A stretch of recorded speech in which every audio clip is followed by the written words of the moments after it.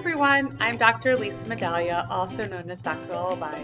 Today we're going to talk about other common sleep problems seen in children, such as bedwetting, snoring, and night terrors. Let's first talk about bedwetting. In clinic, we refer to this as nocturnal enuresis.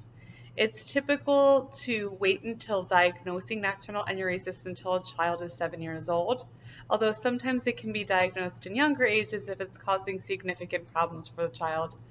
If bedwetting is still a concern by the age of 7, we first suggest talking to your doctor to go through some common medical rule-outs. If medical causes are ruled out, we then recommend trying some behavioral interventions that can help to improve bedwetting.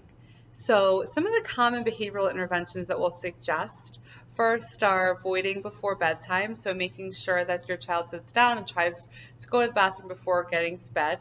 Making sure that we're minimizing fluid use between dinner and bedtime, so just using a little sip to just quench thirst as opposed to a full glass of water.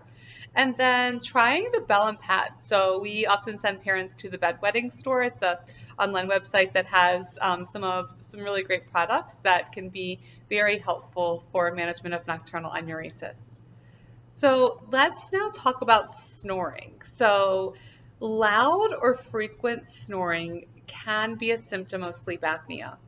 So sleep apnea is a breathing disorder where the airway is obstructed and causing sleep fragmentation, which can then result in daytime sleepiness and health, behavior, cognition symptoms.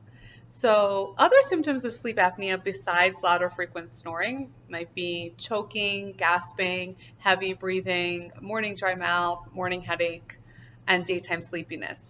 So if a patient does have untreated sleep apnea, it just means that they can be at greater risk for potential health problems and might have more trouble managing mood and behavior and more trouble with focus during the day.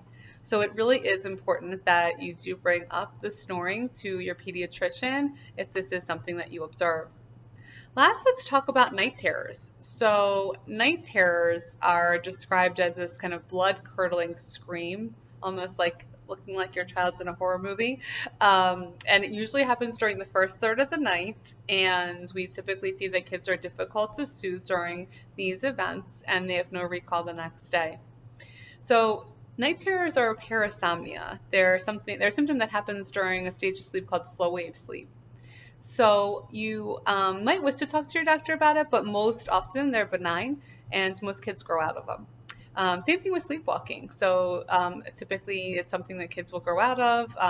And with sleepwalking, though, you want to make sure that you're doing safety proofing, putting up gates, putting a bell on the door so that you are alerted, and putting window locks, etc.